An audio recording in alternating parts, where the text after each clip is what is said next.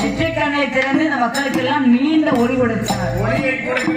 நீண்ட ஒளியை கொடுத்தா பார்வதி அப்படி கண்ணை முடிந்தவா திடீர்னு ஒளி வரலன்னு சொல்லி பார்வதி பயத்தினால் கையை எடுத்தார். எடுத்தா பார்த்தியா உடம்பெல்லாம் வேர்வையாய் ஓடுகிறது. பார்வை தப்பு செஞ்சா பாருங்க. உடம்பெல்லாம் வேர்வையாய் ஓடும் போது பகவானை அப்படியே பார்த்தா பார்வதி. மகன் கோபத்துல ஏற்றி பார்த்தார். ஏற்றி பார்த்த போது பார்வதி என்ன சொன்னால் தெரியுமா? பார்வதியா செய்த குற்றம் பார்வதியா செய்த குற்றம்